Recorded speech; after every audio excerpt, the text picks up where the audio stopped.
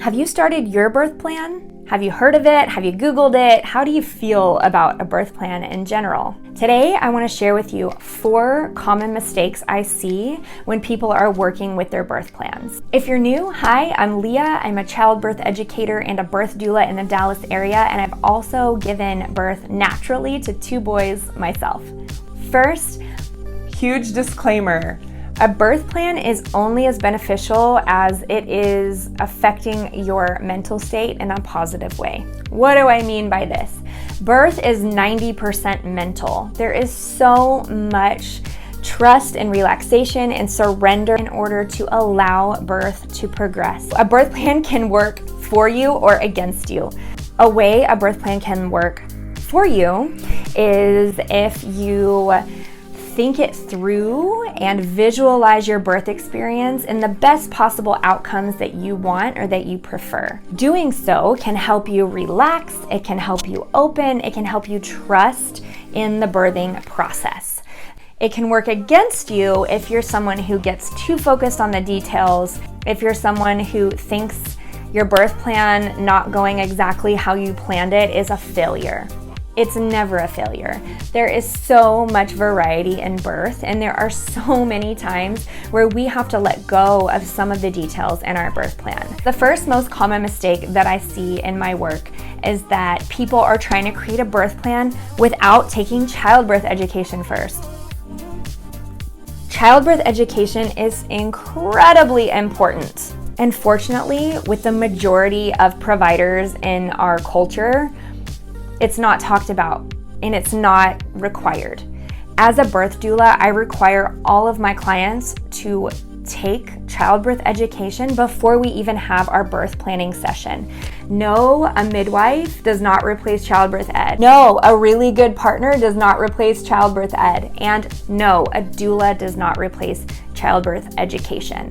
You really need to understand natural physiological birth if you want to have an informed and peaceful birth experience. And bonus, your partner should go too. Your partner needs childbirth education. How can you really even know what you prefer or don't prefer if you're not educated on the natural physiological process of birth and you're not educated on the common interventions that you're going to face in our culture? It's so important to know the risks and benefits of all of your options ahead of time, so you're not asked to make important decisions when you're in the thick of labor and emotions are high.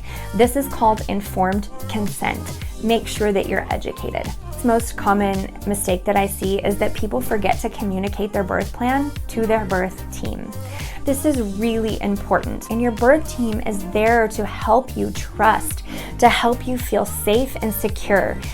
Your birth plan should lay out in early labor, this is what I need from my partner while I'm laboring at home. This is when we're going to arrive at the hospital. These are my preferences for when I deliver my baby. I want delayed cord clamping. I want an hour of skin to skin. I want to be able to push in different positions. So it's important that once you have this plan, that you take it to your care provider and communicate with your care provider.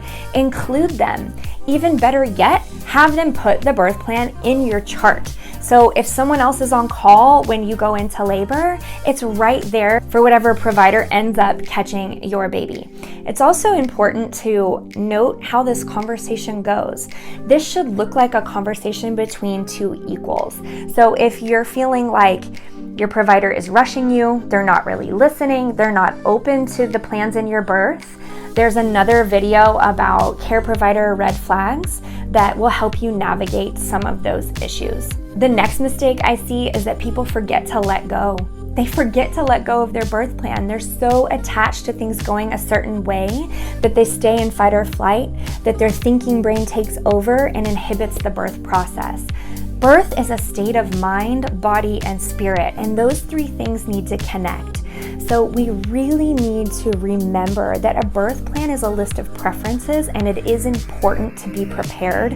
However, it's equally important, or maybe even more important, to turn off your thinking brain, to set up your birthing space so that you're calm, that you're relaxed, that the people who you have entrusted in your care know your preferences and they know how to support you, and then you let that birth plan go. And guess what? If things in your birth plan don't go exactly as planned, that is okay. That's okay, and it's normal. And remember, don't make your birth plan too long. It should be about a page so that when you bring it into the people who are taking care of you in your birth, that they can quickly and easily access the important information that they need, especially if things are moving fast in your labor. Keep it short, keep it concise. Use it as a way to strengthen your mindset. Use it as a way to communicate your preferences to your team, and make sure that you have a candid conversation with your provider at your 37-week appointment. If this was helpful, like, subscribe, share. There's much more to come.